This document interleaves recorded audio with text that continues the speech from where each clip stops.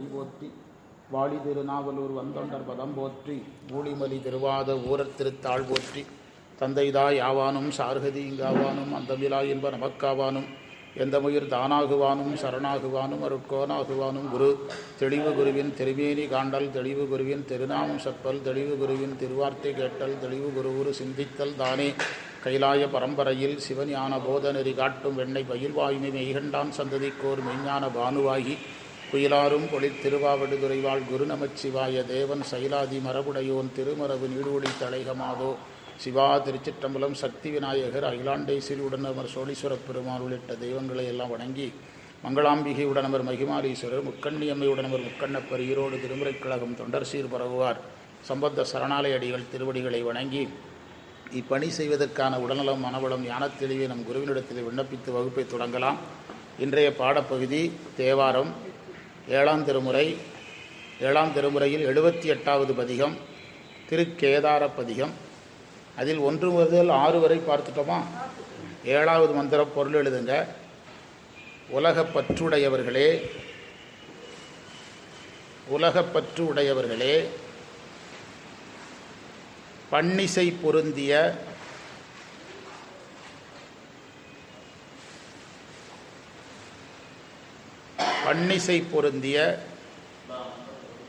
தமிழ் பாடல் இசைக்கப்படும் இடம்,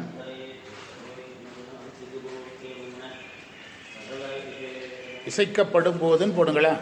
இசைக்கப்படும் போது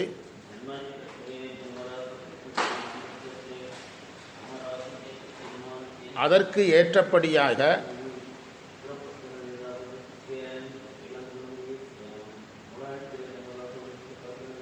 பழைய புல்லாங்குழலும்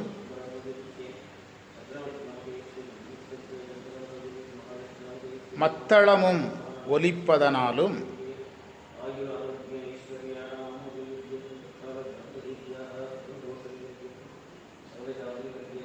கண்ணுக்கு இனிமை தரும்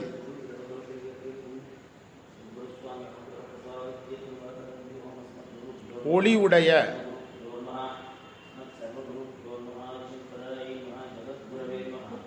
கண்ணுக்கு இனிமை தரும் ஒளியுடைய பொன் வண்ணமாக சுனைகள் இருக்கின்றன.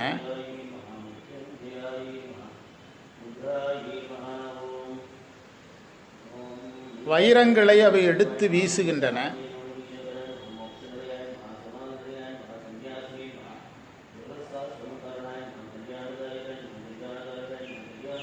நிலத்திலே நிற்கின்ற யானைகள், மத யானைகள்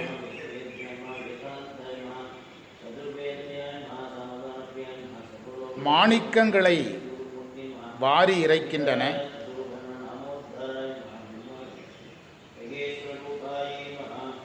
இதனால்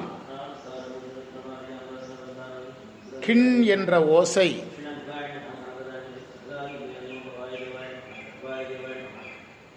இடைவிடாது ஒலிக்கும் திருக்கேதாரம் என்று சொல்லுங்கள். திருக்கேதாரம் என்று சொல்லுங்கள். சித்தாந்த விளக்கம். சித்தாந்த விளக்கம். திருமந்திரம் தந்திரம் 3, தலைப்பு தியானம், மந்திர எண் 593, மணி கடல் என்று தொடங்குகின்ற மந்திரம். அதில் யோகி கேட்கின்ற 10 ஓசைகள் சொல்லப்பட்டிருக்கிறது. யோகி கேட்கின்ற 10 ஓசைகள். சாமிவா சிவா, ரொம்ப நன்றி. சிவசிவா.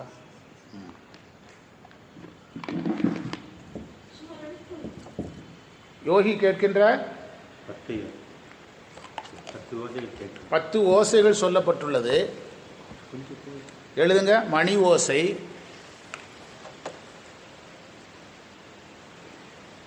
கடல், கடல்னு எழுதுனா போதும், கடல் ஓசைன்னு புரிஞ்சுக்கிடணும். யானை, குழல், மேகம், வண்டு, தும்பி, சங்கு, முரசு, யாழ். 10 இருக்குதான்னு பாருங்க. 10 இருக்குதா? 10 ஓசைகள் கேட்கும்னு சொல்லுது. இந்த ஓசைகள்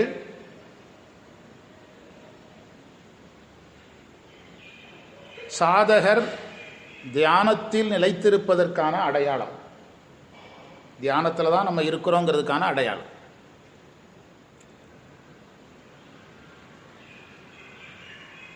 பத்து நாடிகளிலும்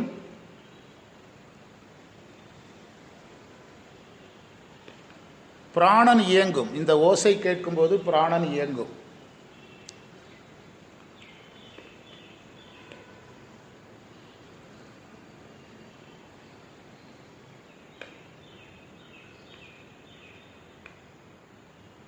இந்த ஓசை கேட்பவர் தியானத்தில் ஒடுங்குபவர் என்றும்,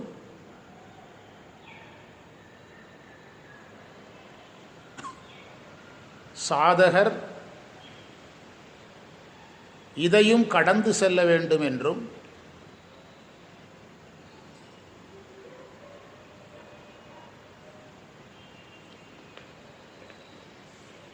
ஆறாம் ஆதாரத்தில் தியானம் கைகூடியவருக்கே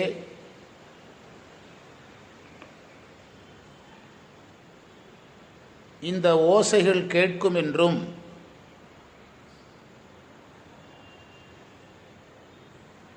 அருணை வடிவேலனார் உரை சொல்கிறது.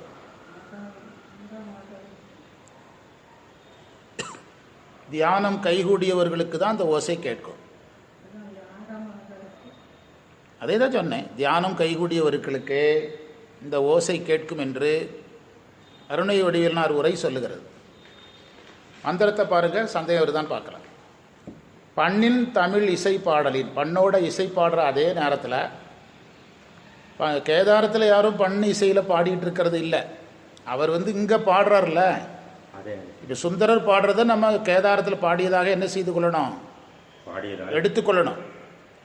நமக்கு தான் கால இடை எல்லை எல்லாம் உண்டு. சுந்தரரை போன்ற ஞானிகளுக்கு கால இடை எல்லை அவருக்கு, அவர் திருக்காலத்தினாலும் எங்கே நின்ன மாதிரி தான் கேதாரத்தில் நிற்பதாக புரிந்து விடணும்.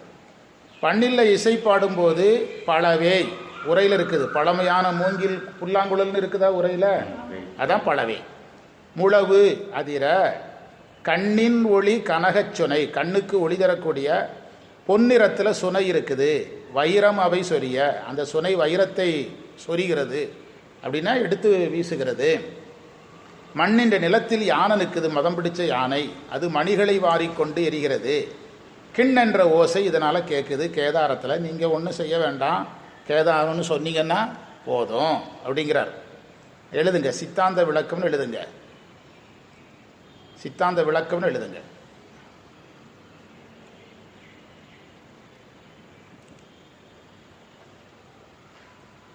பன்னிசை பாடல்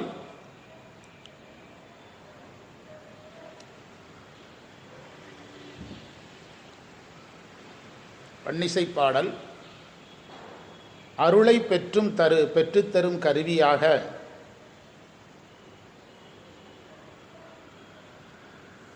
சுந்தரரால் எடுத்ததும் கூறப்படுகிறது. பன்னிசை பாடல் சரிக்குரியது கிரியைக்குரியதுலாம் சொல்ல முடியாது. எது வரைக்கும் வரும்? ஞானம் வரைக்கும் வரும். அதனால தான் அருளை பெற்றும் தரும் கருவியாக முதலில் எடுத்து சொல்லப்படுகிறது.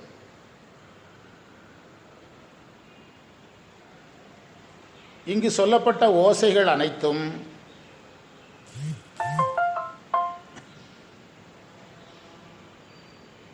யோகத்திற்கான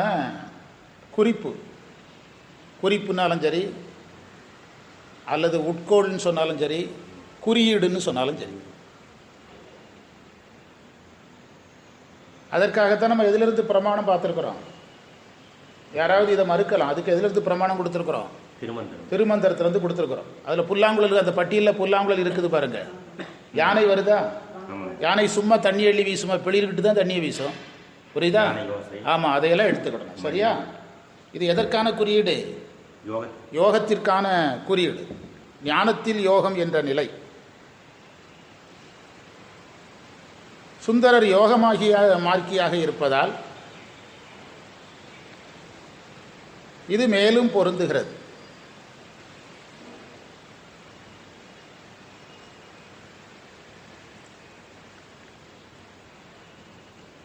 இது மேலும் பொருந்துகிறது. திருமந்திரம் யோகத்தை அடுத்து ஞானம் வருவதால்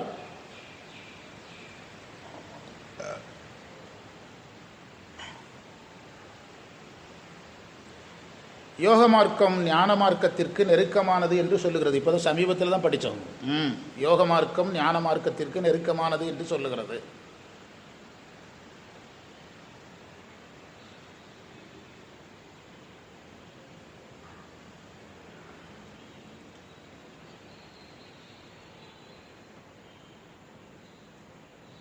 அடுத்தது சுனை யானை.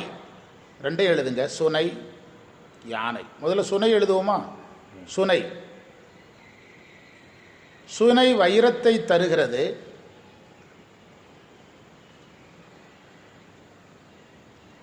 சுனை வைரத்தை வீசுகிறது.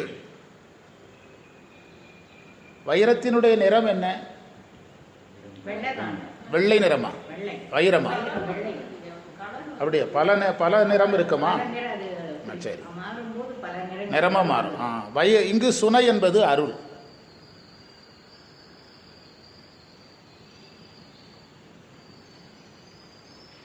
வைரம் என்பது அருளால் ஆன்மா பெறுகின்ற பயன். அப்படி புரிஞ்சுக்கிட்டா போதும். அதை நீங்க எப்படி எடுத்துக்கிட்டாலும் சரி. அருளால் ஆன்மா பெறுகின்ற பயன். அதே தான் யானைக்கும். யானை என்பது அருள்.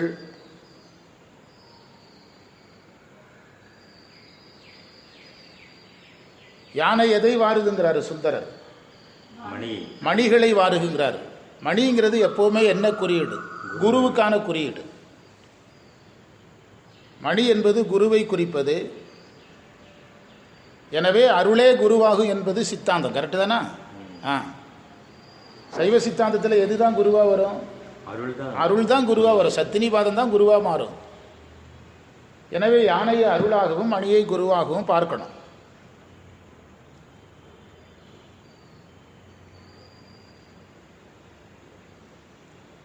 சுனை நீர் பொன்னிறத்தில் இருக்கிறது என்பது ஒரு அரிய செய்தி. இந்த மந்திரத்தில் சுனை நீர் பொன்னிறத்தில் இருக்கிறது.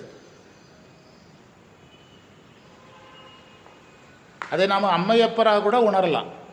சுனை நீர் என்ன நிறத்தில் இருக்கிறத அம்மையப்பராக கூட உணரலாம். ஆமா, நிறம் சிவம்னு உணரலாம். பண்டிதமணியை விட்டா அப்படிதான் எழுதுவார். உணரலாம்.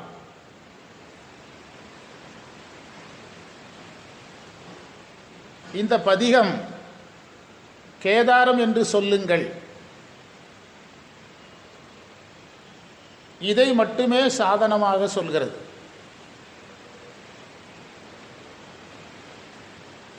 ஏனென்றால் அருளும் ஞானமும் இங்கு பொங்கி பெருகி நிற்கிறது. பொங்கி பெருகி நிற்கிறது.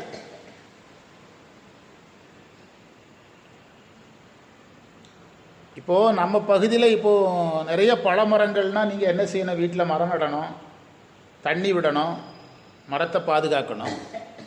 இதே நீங்கள் மலைப்பகுதியில் போனால் நீங்கள் பழம் பறிக்கிற வேலை மட்டும் செஞ்சால் போதும். எல்லாமே அங்கே என்னது?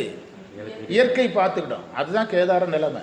திருவருளும் சிவனருளும் பொங்கி இருக்குது. நீங்கள் அதை என்ன செஞ்சால் போனால் சரி, நீங்கள் என்ன சொன்னால் போதும், கேதாரம்னு சொன்னால் போதும் அப்படிங்க சொல்கிறதுக்கு அப்படி புரிஞ்சுக்கிடணும். நீங்கள் நம்ம ஊரில் உங்கள் வீட்டில் ஒரு பலாமரம் வளர்க்கணும்னு நீங்கள் என்ன பாடுபடணும்?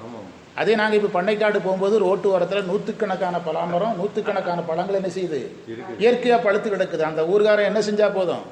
பழத்தை பறிச்சாலும் ஒன்றும் முடியலன்னா பழத்து மரத்துக்கு கீழே நின்னா கூட போதும், பொத்து பொத்துன்னு விழுந்தா எடுத்துக்கிடலாம். அதை இதில் கேதாரம்னு சொன்னால் போதும் என்பது என்ன குறிப்புன்னா, மிகப்பெரிய சாதனங்கள் தேவையில்லை. மிகப்பெரிய சாதனங்கள் தேவையில்லை. புரியுதா? அந்த தலத்தை அடைவதே எதாக பார்க்கப்படுகிறது? சாதனமாக பார்க்கப்படுகிறது. அதுதான் குறிப்பு. அடுத்த மந்திரம், 8வது மந்திரத்துக்கு பொருள் எழுதுங்க. உலகப்பற்று உடையவர்களே, அல்லது உலகீர்னு போட்டாலும் சரிதான். உலகீர்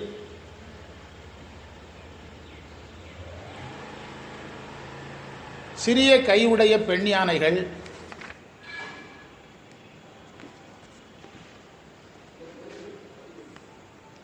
ஆண் யானைகள் ஆண் யானைகளுக்கு நட்பாக நிற்கிறது.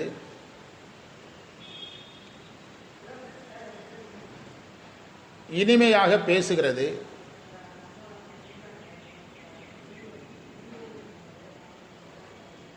மூங்கில்களை ஒடித்து கொடுக்கிறது.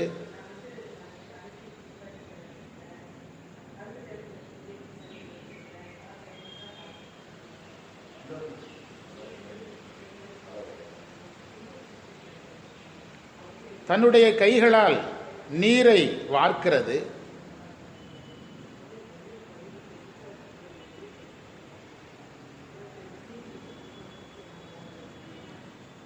மயிலும் பெண்மானும் 7 வரைக்கும் முதல்ல சொல்லிட்டோமா? கரெக்டாகவும் சொல்லிட்டு இருக்கானா? சரி, முதல்ல 7 வரைக்கும் பார்த்துட்டோமா? 6 பார்த்து 7 பார்த்து. இப்போ 8வது மந்திரத்துக்கு இப்போ எனக்கு நம்பர் இது வருது. ஓ சரி சரி, ஓகே. என்ன எழுதுனீங்க? மயிலும் நிலத்தை கிண்டுவதால் மாணிக்கங்கள் தெரிக்கின்றன. சிவாயம் குருவே போற்றி. சிவாயம். நிலத்தை கிண்டுவதால் மாணிக்கங்கள் தெரிக்கின்றன.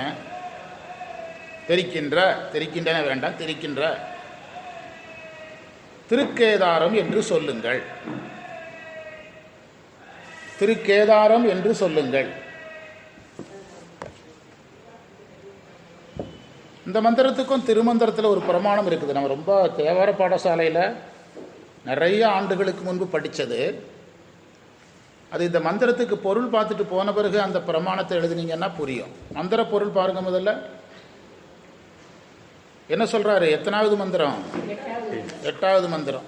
என்னுடைய உரைக்கு நேரு 9வது மந்திரம் இருக்கிறதுனால குழப்புது. முளைக்கைப்பிடி முகமன் சொல்லி, அதாவது சின்ன கைகளை உடைய பெண் யானைகள் இருக்குதான்.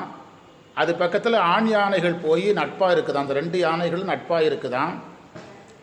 முகமன் சொல்லினா இனிய வார்த்தைகளை ஒருத்தருக்கு ஒருத்தர் என்ன செஞ்சிடுறாங்களாம்?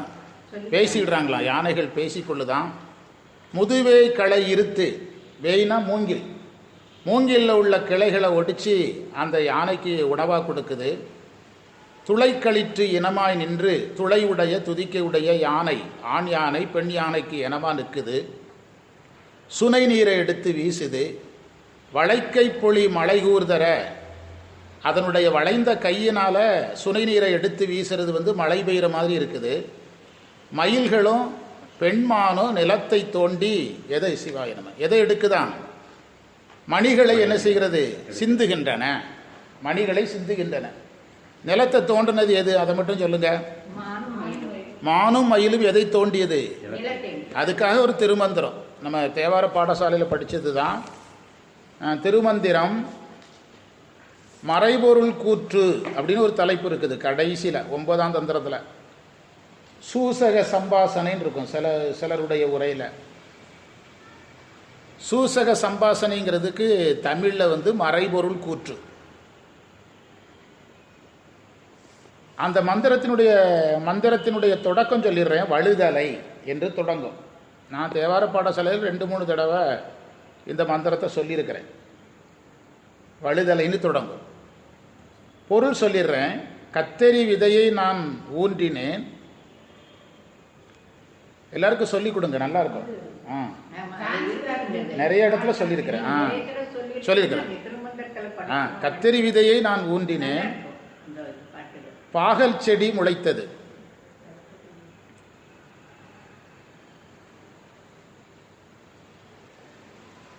புழுதியை தோண்டினேன், பூசணி பூத்தது. இது அப்படியே மூலவரி. புழுதியை தோண்டினேன், பூசணி பூத்ததுங்கிறது மூலவரி.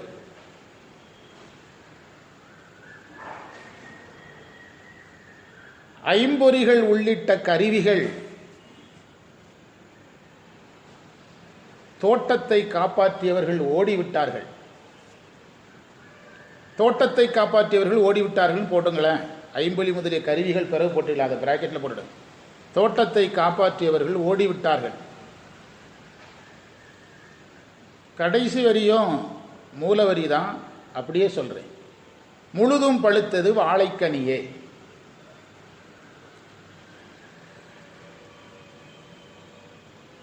இதில் திருமூலர் ஒரு கருத்தை மறைத்து சொல்கிறாரு. அதனுடைய பொருளை இப்போ நம்ம பார்க்க போகிறோம். கத்தரி என்பது கத்தரி விதை ஊன்றுதல் யோக பயிற்சி. இப்போ இந்த பதிகத்தை எதில் அதிகமாக இருக்குதுன்னு சொன்னேன், இப்போ தான் சொன்னேன்.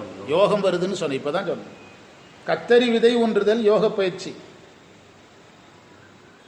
பாகல் முளைத்தது உலக பற்று விடுதல். சரியைவாதி இடத்துல பற்று இருக்கலாம், கிரியைவாதி இடத்துல பற்று இருக்கலாம். யோகிக்கு என்ன இருக்கக்கூடாது? பற்று இருந்துன்னா மன உரிமை எப்படி வரும்? அர்ஜுனனுக்கு மன உரிமை வராததுனால தானே பகவத்கீதை. பற்று இருக்கிற இடத்துல என்ன வராது? மன உரிமை வராது. இது எங்கள் ஆசிரியர், இது எங்கள் சித்தப்பா பெரியப்பான்னா அவன் இனி ஆகாது, இவனுக்கு பாடம் நடத்தாமல் முடியாதுன்னு சொல்லி தான் அவர் என்ன சொல்கிறாரு? உபதேசிக்கிறார். யோகம் கைகூடாது. பக்தி யோகம், ராஜயோகம், நிறைய யோகங்கள் வருது இல்லை? கர்மயோகம். நிலத்தை தோண்டுதல் என்பது தத்துவங்களை ஆராய்தல். ஒரு ஆன்மா தத்துவ ஆராய்ச்சி செய்யும் போது ஐம்புலன் உள்ளிட்ட தத்துவங்கள் விலகிவிடும். அதுதான் தோட்டத்தை காப்பாற்றினவெல்லாம் ஓடிட்டாங்கிறார் திருமூலர். தோட்டத்தை காப்பாற்றியவன் சொன்னது யார? இந்த உடம்புக்குள்ள இருக்கக்கூடிய ஐம்புலன் முதலான கருவிகள். 96 கருவிங்கிறாங்க, அது நமக்கு புரியாது. ஐம்புலன் முதலான கருவின்னு எடுத்தா போதும். அந்த கருவிகள் விலகின. ஆமா. பூசணி பூத்தது சிவம் விளங்குதல்.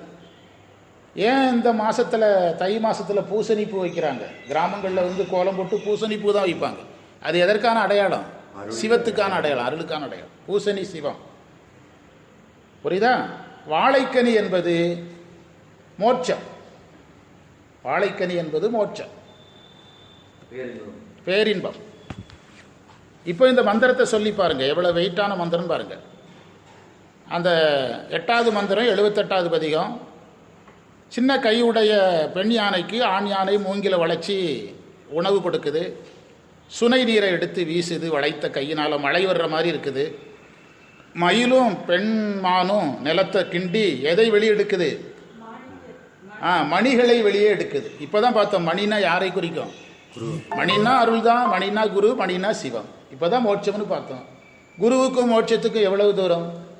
ஒரு தூரமும் கிடையாது. பேங்குக்கும் பேங்க்ல இருக்கிற பணத்துக்கும் என்ன சார் டிஸ்டன்ஸ்? ரெண்டும் ஒன்று தான். புரியுதா? அதனால மணிகளை நம்ம பார்க்கலாம். சித்தாந்த விளக்கம்னு போடுங்க. சித்தாந்த விளக்கம்.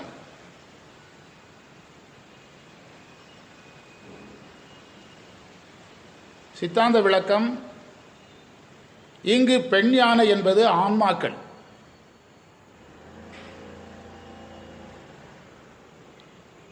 ஆண் யானை என்பது சிவம்.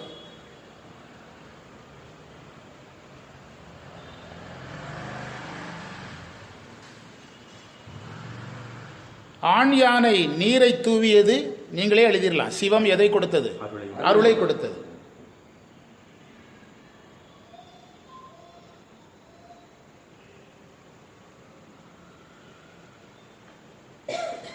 மயிலும் மானும் அருளை குறிக்கும், அதில் சந்தேகமே வேண்டியதில்லை. அதனால தான் அம்மையுடைய கண்ணை என்ன கண்ணுங்கிறோம்? மானின் நேர்விழி அப்படின்னு சொல்கிறோம். மயிலும் மானும் அருளை குறிக்கும். 36 தத்துவத்தில் விந்து தத்துவத்திற்குரிய அதிதெய்வம் யாரு? சக்தி. அந்த விந்து தத்துவத்தை தானே மயில்ங்கிறோம். நாத விந்துன்னு தானே சார் சொல்றீங்க? விந்துன்னா மயில், நாதம்ங்கிறது ஒலியை குறிக்கும். புரியுதா? மயிலும் மானும் அருளை குறிக்கும். எனவே அருளால் குரு வெளிப்பட்டு பேரின்பம் கிடைத்தது என்று சொல்லலாம். அற்புதமான பதிகம் இது. அப்படித்தானே? நகர்த்தவே முடியல. பேரின்பம் வெளிப்பட்டு பேரின்பம் கிடைத்தது என்று கொள்ள வேண்டும். அடுத்த மந்திரம் 9வது மந்திரம். உலகப்பற்றுடையவர்களே,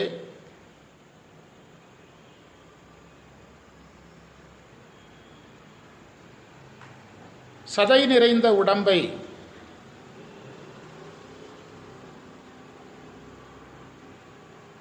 சுமந்து திரிவதை மட்டும் செய்கிறீர்கள். சதை நிறைந்த உடம்பை சுமந்து திரிவதை மட்டும் செய்கிறீர்கள்.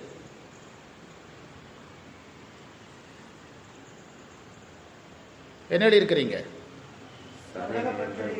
அந்த உடம்பு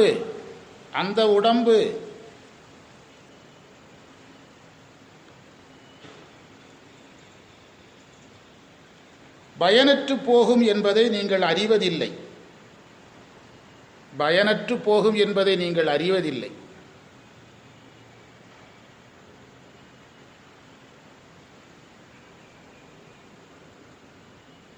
அறிவை மறைக்கின்ற வழியிலேயே சென்று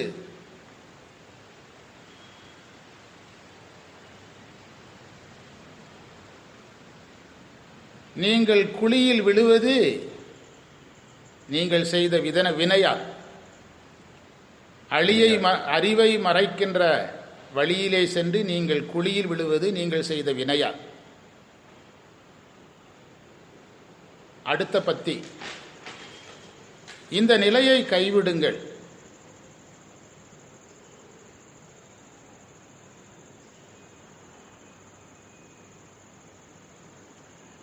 இறைவன் ராவணன் மெலியும்படியாக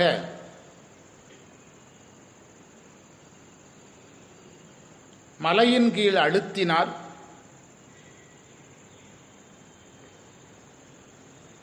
பின்பு அருளினார்.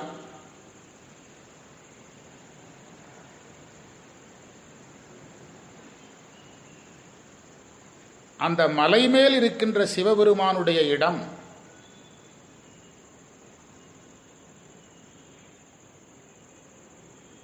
திருக்கேதாரம்.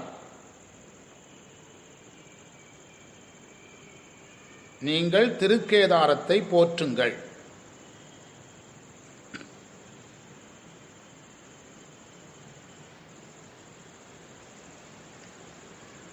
மந்திரத்தின் பொருள் புரியுதான் பாருங்க. பொதியே சுமந்து, இந்த உடம்பை எதுங்கிறாரு? பொதி. புரியுதா? பருத்தி பொதிம்பாங்க கிராமங்கள்லாம் பார்த்தீங்கன்னா. உடம்பு ஒரு சுமை. திருவாசகத்தில் உடம்பு ஒரு சுமை என்பதை ஒரு பதிகமே பாடுறார். மொய்ப்பால் நரம்பு கயிறாக மூளை என்பு தோல் போர்த்தங்கிற மந்திரம் வர்ற பதிகத்தை ஃபுல்லாக பார்த்தீங்கன்னா ஞானம் வந்த பிறகு உடம்பு ஒரு சுமைங்கிறத மாணிக்க வாசகர் தெளிவாக சொல்கிறார். எழுதிக்கிடுங்க அதை, திருவாசகத்தில் எங்கே இருக்குதுன்னு. உடம்பை ஒரு சுமைன்னு சொல்கிறார். இந்த நம்முடைய தங்கவேலையை அடிக்கடி பட்டினத்தார் பாடல் சொல்லிக்கிட்டே இருப்பார். எங்கள் வீட்டில் பட்டினத்தார் பாடல் உரையெல்லாம் இருக்குது. ரொம்ப வருஷத்துக்கு முந்தி வாங்கின புக்கை இப்போ தான் கண்டுபிடிச்சி எடுத்தேன். மனப்பாடம் பண்ண பாட்டையெல்லாம் கண்டுபிடிச்சேன். அதாவது அந்த இதில் இருக்கக்கூடிய சில இடங்களை சொல்கிறவங்களுக்கு, இதில் பட்டினத்தார் பாடலில் சில வரிகளை மட்டும் எழுதுங்க. ஆசை கயிற்றில் ஆடும் பம்பரம். உடம்புக்கு அவருடைய கவிதை பாருங்க. இன்னைக்கு புது கவிதைங்கிறான். உடம்பை பற்றி கேட்டால் என்ன சொல்கிறாரு? முடிஞ்சது, அவ்வளோதான் டெஃபினிஷன். ஆசை கயிற்றில் ஆடும் பம்பரம். இன்னொரு டெஃபினிஷன் சொல்கிறாரு. ஒரு 40-50 டெஃபினிஷன் இருக்குது. ஓயா நோய்க்கு இடம் ஓடும் மரக்கலம்.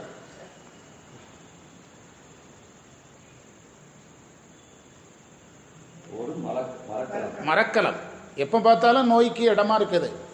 இல்லை சார், நான் ஹெல்த்தாக சார் இருக்கிறேன்னா மனநோய் வந்துடுத. ஒரு நோய் இல்லைன்னா என்ன நோய் வந்துடும்? மனசில் வந்து ஏதாவது தப்பு தப்பாக ஓடிக்கிட்டே இருக்கும். பட்டினத்தார்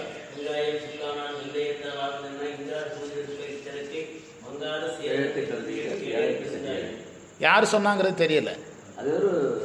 சித்தர் பாடலாக தான் இருக்கும். சித்தர் பாடல் இது முழுவதும் சித்தர் பாடல் தான். தேடி தேடி பிடிச்சிடலாம். அடுத்த வகுப்பில் தேடி பிடிச்சிடலாம்.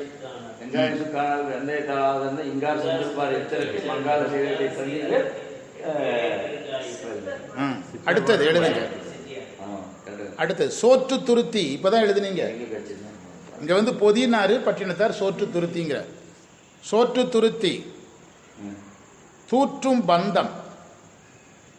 தூற்றும் பத்தம் இருக்குது. பத்தம் தூற்றும் பத்தம் இருக்குது. சோற்று துருத்தி எடுத்துடுங்களேன், புரியுதா? அதுக்கு அடுத்தது அழகான வரிகள் ஒரு 3 வரி எழுதுங்க. ஒரு நூற்றுக்கணக்கான டெபினிஷன் இருக்கு. காற்றில் பறக்கும் காணப்பட்டம். நம்ம இந்த உடம்பு, இந்த பணத்தை, பொருளை எவ்வளோ நேசிக்கிறோம், அவர் எவ்வளவு கேவலமாக பேசுகிறோம். காற்றடைத்த பையடா, அதான் காற்றில் பறக்கும் காணப்பட்டம். அடுத்த வரி நல்லா இருக்குது. விதிவழி தருமன் வெட்டும் கட்டை. விதிவழி தருமன் வெட்டும் கட்டை. அடுத்த வரி அதை விட நல்லா இருக்குது.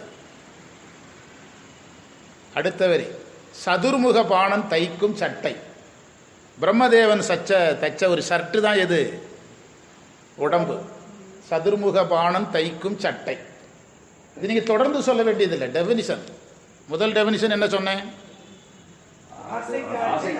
அப்படி ஒவ்வொரு டெபினிஷனாக சொல்லணும். அப்படி சொன்னாலும் புரியும். நம்மால் மொத்தமாக சொல்லி குழப்பி விட்டுருவாங்க. ஓயான நோய்க்கு இடம் ஓடும் மரக்கலம். மரக்கலம் ஒரு குறிப்பிட்ட இடத்துல இருக்காது, ஓடிக்கிட்டே இருக்கும். அதே மாதிரி தான். அதே மாதிரி சோற்று துருத்தி தூற்றும் பத்தம். காற்றில் பறக்கும் காணப்பட்டம். விதிவழி தருமன் வெட்டும் கட்டை. சதுர்முகபாணன் தைக்கும் சட்டை. இதுதான் நீ புதுக்கவிதைங்கிறான். புதுக்கவிதையினுடைய முன்னோடி யாரு?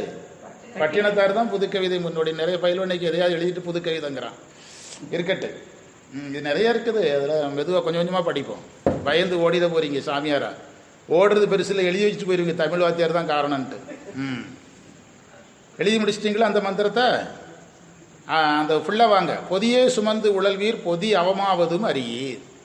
இந்த உடம்பு வீணுங்கிறார், புரியுதா? இப்போ இந்த பண்டார சாத்திரம் நோட்ஸ் படிச்சுட்டு இருந்தேன். அதில் என்ன சொல்கிறாருன்னா, உடம்பை வழங்கினதே இறைவனை அடைகிறதுக்கு தான். ஆனால் இந்த உடம்பை நம்ம எதுக்கு பயன்படுத்தி விடுறோம்? வினைகளை ஈட்ட பயன்படுத்தும். சிவனை அடைய கொடுத்த உடம்பை வச்சு எதை ஈட்டுறோம்? வினைகளை ஈட்டுறோம் அப்படின்னு ஒரு முக்கியமான செய்தி அதில் படித்தேன். அப்போ தான் நமக்கு இந்த வரி புரியுது. சித்தியாரில் இருக்கிற வரி, மானுட பிறவிதானும் வகுத்தது அரண்பணிக்காக.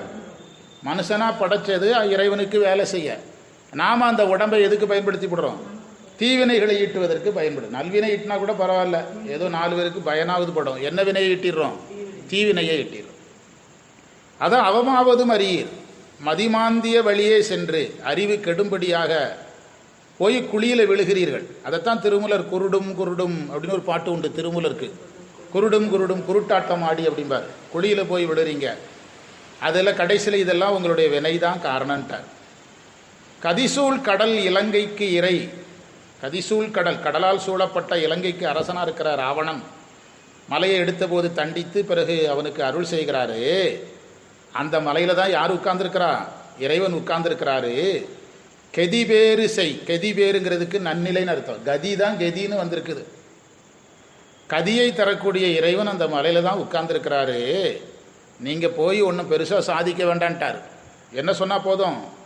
நீங்கள் போய் கேதாரம்னு சொன்னால் போதும். புரியுதா? கேதாரம்னு நீங்கள் சொன்னீங்கன்னாலே உங்களுக்கு எல்லா அருளும் கிடைக்கும். இப்போ நீங்கள் ஒரு வறட்சியான காலம், உங்களுக்கு ஒரு குடம் தண்ணி வேணும்னா நீங்கள் என்ன செய்யணும்? நிலத்துக்குள்ளே இப்போ நீங்கள் வட இந்தியாலாம் ஒடிசா இங்கெல்லாம் பார்த்தீங்கன்னா குடத்தை எடுத்துகிட்டு போய் ஒவ்வொரு கரண்டியாக எடுக்கிறாங்க, காட்டுறான். அந்த பெரிய கும்பம் மாதிரி குடத்தில் அப்படி எடுக்கிறாங்க. அதே ஆற்றுல வெள்ளம் இப்போ வைகை ஆற்றுல ஓடுற மாதிரி காவிரியில் ஓடுற மாதிரி ஓடும்போது நீங்கள் தண்ணி வேணும்னா பெரிய சிரமம் இருக்குதா? அதே மாதிரி கேதாரத்தில் எது பொங்கி கிடக்கு? அதை நீங்கள் என்ன சொன்னால் போதுங்கிறாரு. கேதாரம்னு சொன்னால் போதும் அப்படிங்கிறார். எப்படி ஒரு எல்லாருக்கும் அன்னதானம் கொடுக்க பலர் தயாராக இருக்கும்போது அன்னதானம் கொடுக்குற இடத்துக்கு போகிறது தானே நம்முடைய கடமை. மற்றதெல்லாம் யார் பார்த்துக்கிடுவா? அதே மாதிரி நீங்கள் இதை சொன்னால் போதுங்கிறது மாதிரி ஒரு அழகான அமைப்பில் இதை சொல்லியிருக்கிறார். சரியா? ஆமாம், அந்த மாதிரி இதுதான் இந்த செய்தியை எடுத்துக்கிறோம்.